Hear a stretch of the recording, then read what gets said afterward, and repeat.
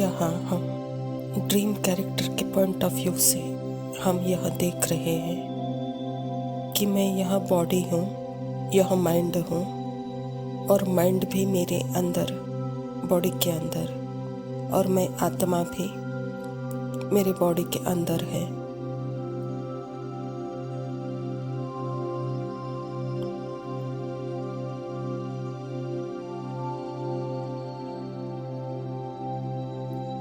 सब सॉलिड है।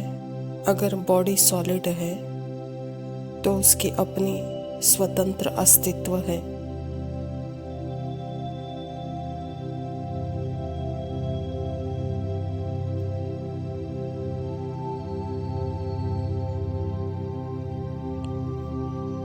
ऐसे ही हर चीज की अपनी स्वतंत्र अस्तित्व है। पेड़ की भी स्वतंत्र अस्तित्व है, कुर्सी की भी स्वतंत्र अस्तित्व है।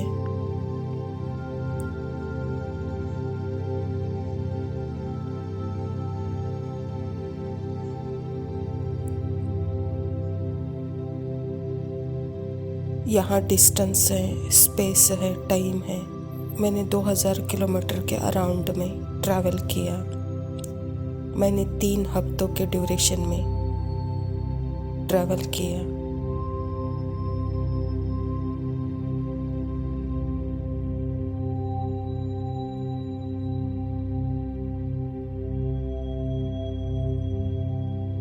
यहाँ टाइम, स्पेस, ड्यूरेशन सब कुछ है ड्रीम कैरेक्टर के पॉइंट ऑफ व्यू से।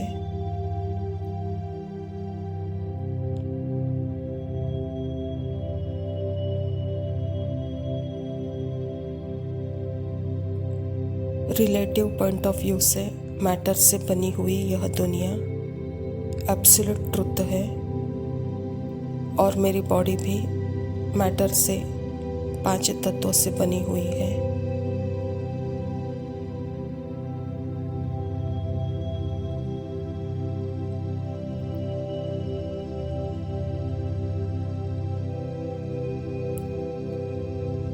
यह पॉइंट ऑफ व्यू भी बाबा हमें देते हैं। फिर एक और पॉइंट ऑफ व्यू बाबा हमें देते हैं कि यह सब कुछ स्वप्न है।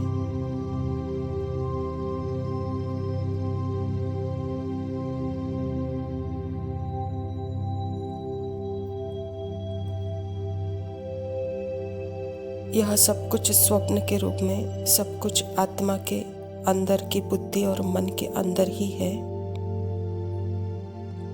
यह है एब्सोल्यूट सत्य का पॉइंट ऑफ व्यू।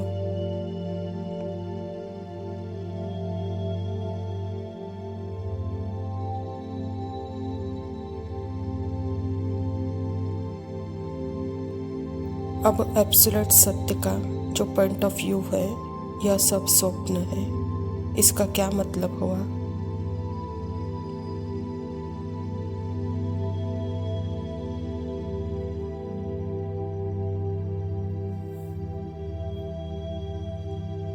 फिर तो कुछ मैटर का रहा ही नहीं है।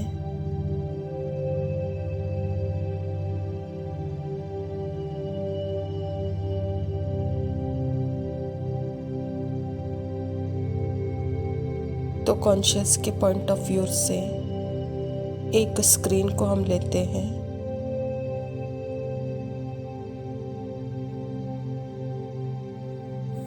कॉन्शियस को ही हमने स्क्रीन बना लिया, टीवी का स्क्रीन।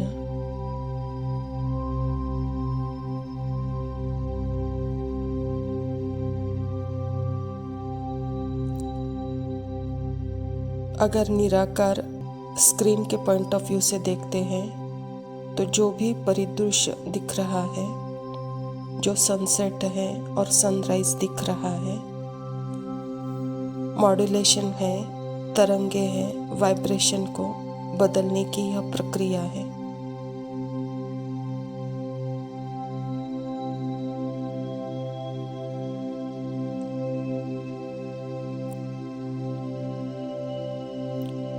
उसका सेपरेट, पृथक अस्तित्व, स्वतंत्र अस्तित्व ही नहीं है निराकार स्क्रीन के पॉइंट ऑफ व्यू से।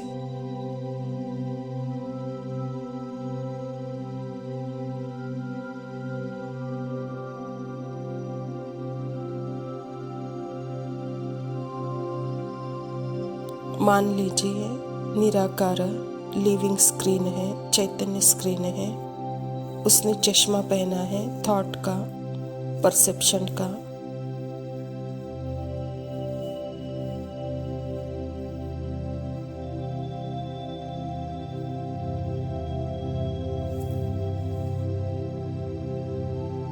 तो लिविंग स्क्रीन को जैसे दूर का एक डिस्टेंस क्रिएट हो गया, टाइम भी क्रिएट हो गई, एक स्पेस भी क्रिएट हो गया। ऐसा लग रहा है क्रिएट कुछ होता नहीं है, ऐसा आभास हो रहा है कि एक बहुत बड़ी विशाल जगह है, यह रिफ्लेक्ट हो रही है।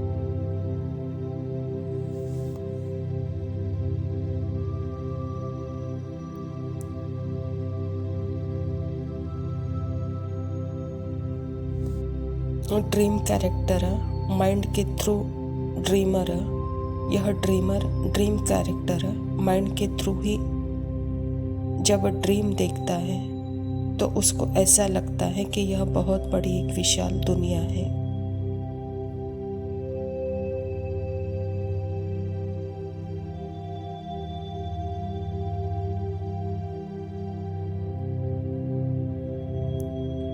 एक्सपीरियंस सब कुछ करनी है, experience are all real. Thought किसके बने हुए हैं? सेंस ऑफ टचिंग, टेस्टिंग, यह किससे बने हुए हैं? यह सब कुछ आत्मा से ही बने हुए हैं।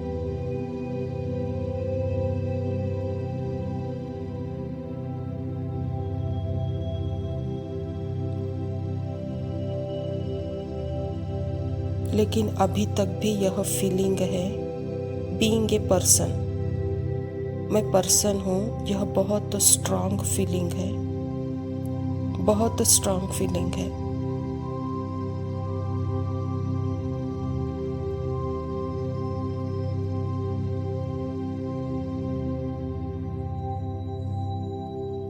क्योंकि पर्सन के साथ थॉट है, थॉट के साथ फीलिंग और फीलिंग से बहुत अटैच है।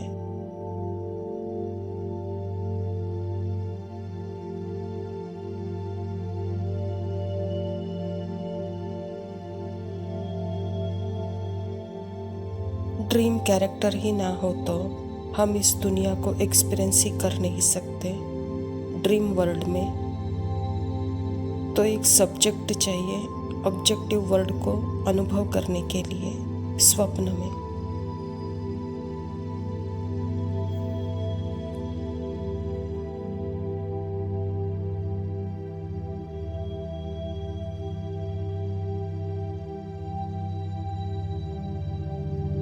ओम शांति। प्रातः मुरली। बाप दादा मधुबन। मीठे बच्चे, अपनी तकदीर ऊंच बनानी है तो कोई से भी बात करते देखते बुद्धि का योग एक बाप से लगाओ। स्वयं परमपिता परमात्मा शिव बाबा प्रजापिता ब्रह्मा के तन में आकर के सृष्टि में नई स्वर्ग की स्थापना करने के लिए हम बच्चों को नया ज्ञान देते हैं। उसके लिए अगर सर्वश्रेष्ठ सुख शांति आनंद का फ्रीक्वेंसी चाहते हो तो सदा बुद्धि योग मेरे साथ लगाओ, मेरा संग करो, मेरे साथ रहो, मुझे याद करो, मुझे प्यार करो। बाबा कहता बच्चे और कोई दूसरा उपाय नहीं है सिवाय मेरे। इससे आपकी तकदीर ऊंची बनेगी। प्रश्न है, नई दुनिया की स्थापना के निमित्त बनने वाले बच्चों को बाप का कौन सा डायरेक्शन मिला हुआ है? उत्तर, बच्चे तुम्हारा इस पुरानी दुनिया से कोई कनेक्शन नहीं है।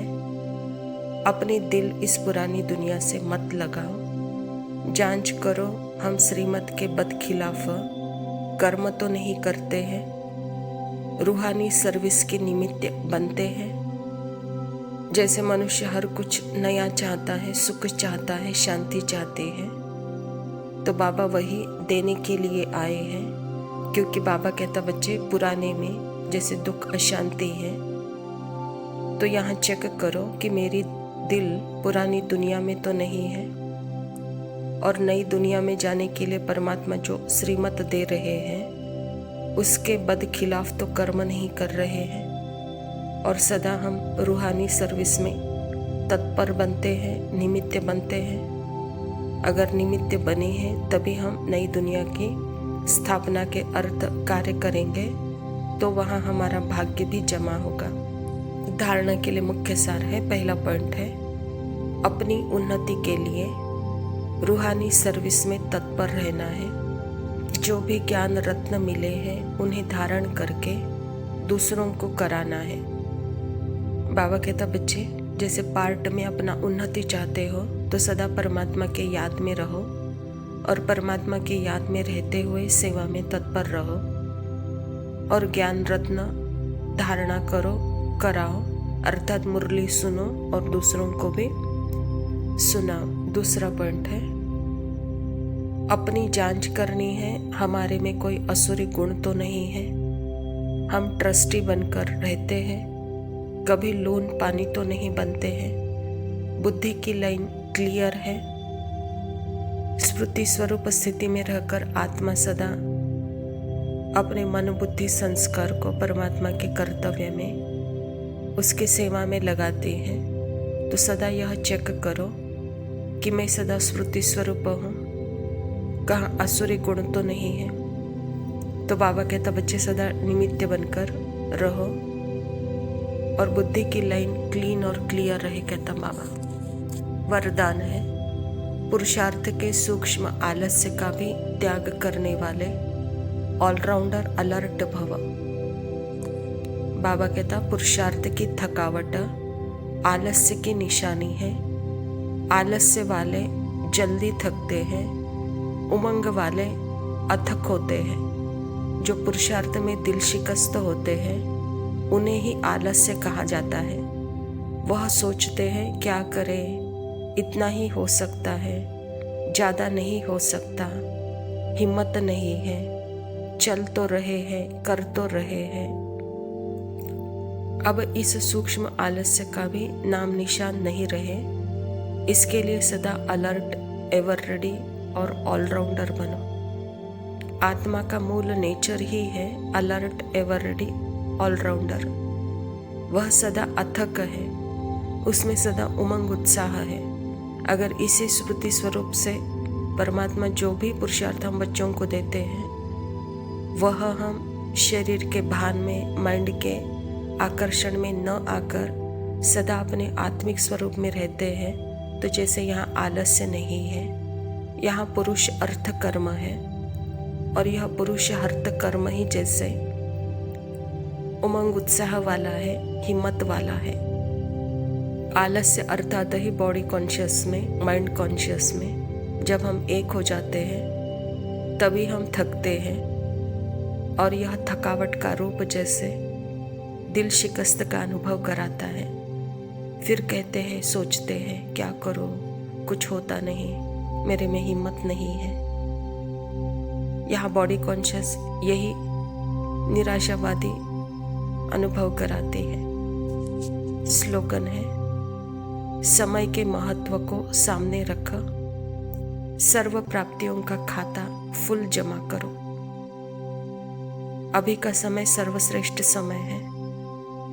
इस समय में सदा जागती ज्योति बन करके सर्व प्राप्तियां सदा के लिए एक एक सेकेंड भरपूर रखो, भरपूर करो, भरपूर होंगे।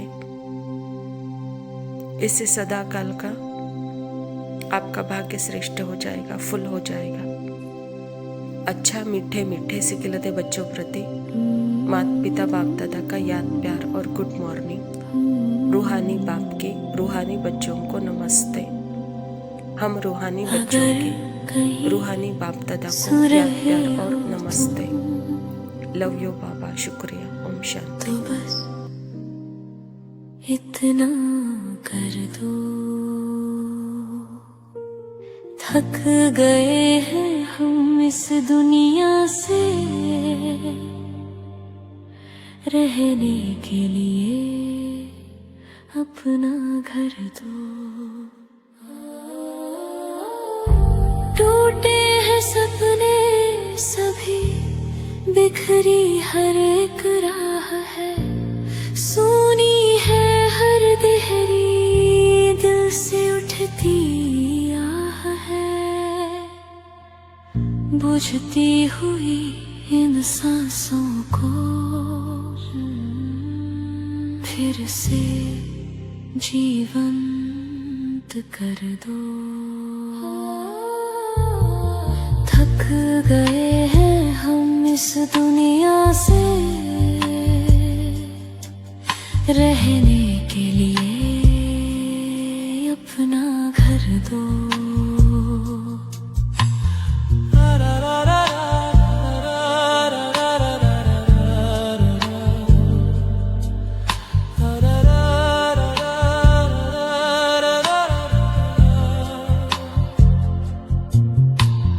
राहों में बस राख बिखरी, सपने सारे खो गए।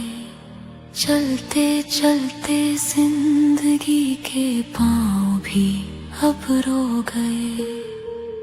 किसको आवाज दे हम, सिर्फ तुम ही हम सफर हो।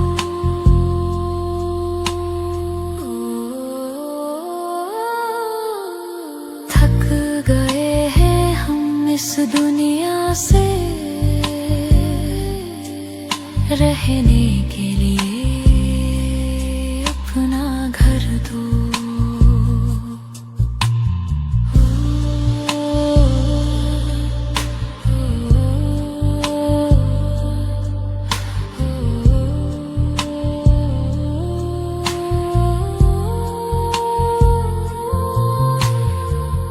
कहीं चीख है हवा में, कहीं आंसू बरस रहे।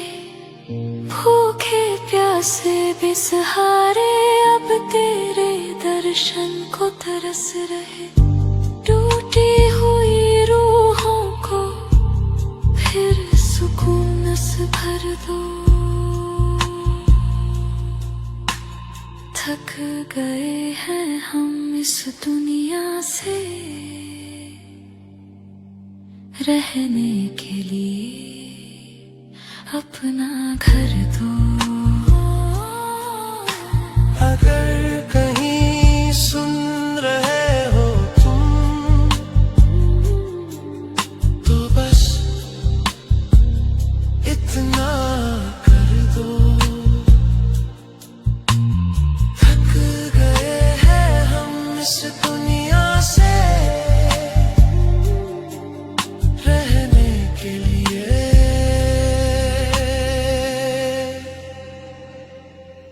अपना घर दो।